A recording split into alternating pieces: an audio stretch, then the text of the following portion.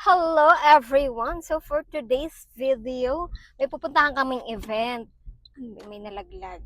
May pupuntahan kaming event. Kasama ko siya, syempre. Kasi hindi naman ako makakapag-drive mag-isa. Hindi tayo marunong mag-drive, kaya kasama natin siya. Mag-ano tayo? Magta-try tayo mag-operate ng photo booth. So wala kaming experience pagdating sa photo booth. Ituturo lang nung kasama mo, ayan. Yan, challenge yun sa aming dalawa. out of nowhere, wala Diba? kaming knowledge about photo Yes, booth. oo. Wala din kaming gamit. Kumbaga, meron lang kaming kaibigan na gusto lang namin, tawag dito, Magpaturo about dyan sa photo booth na yan. Yes. Eh, yun, napagkwentuhan kagabi. Tapos, ngayon agad, kinabukasan, grabe. Experience lang ba namin yung Oo. inaakila natin photo booth? Yes. Kung paano Paano yung siya process nila. Kung paano siya i-operate. So, ayan, nandito muna kami sa gas station kasi magpapahangin kami. Abangan nyo yung gagawin namin mamaya kung magkakalat ba kami o magagawa namin na maayos tong magiging trabaho namin ngayon. So, ayan. Kanya. Bye! Okay, andito na po kami sa location. Hinahintay pa namin yung may bit-bit ng mga gamit. Kasi wala. Doon na siya sa loob. Check natin. Hindi pa nga siya nagbe-message eh. Baka nag-set up na yun.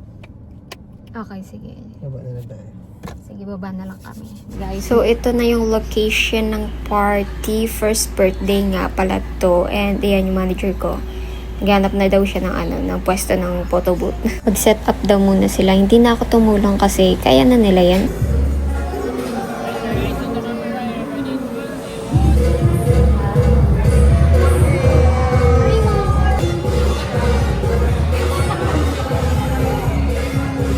Operator yan.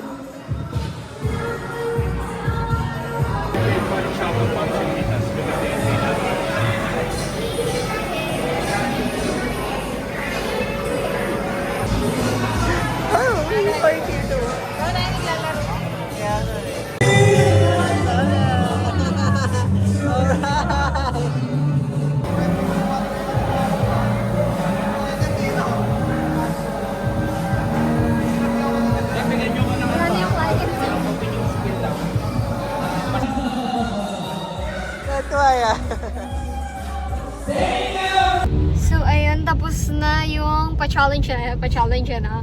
Tapos na yung photo booth challenge natin for today. Grabe. Sobrang basic. Kala niya sobrang hirap. Hindi, ang basic lang na. Basically, di ka naman nag-set up eh. Hindi ako nag-set up kasi kaya nyo na yan. Dalawa na kayo dun, si-set up pa ako. Diba? Ako na lang yung nagpindot-pindot, ganyan. O, tingin sa camera, ganyan. 1, 2, 3. One more, yan, ganyan. Ganun lang yung sinabi ko. Hindi sa video na to, Sa whole marami time. akong natutunan.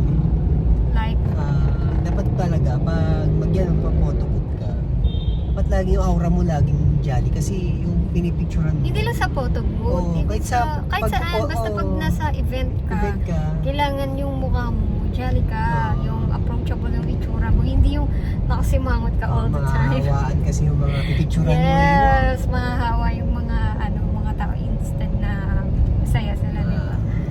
So, ayun, pauwi na kami. Natapos na namin. Hindi ko na na-videohan kung paano nagligpit kasi I'm so busy na nanonood kasi ako ng pabubbles ng doon, yung mga magician. Yung magician doon. Parang kiddie party siya. 1 year old. So, ayun, meron siya mga pa magic show. So, ayun, ako yung nag-enjoy, feeling ko. Sobrang basic lang mag-photo booth. Tapos ayun, doon lang ako.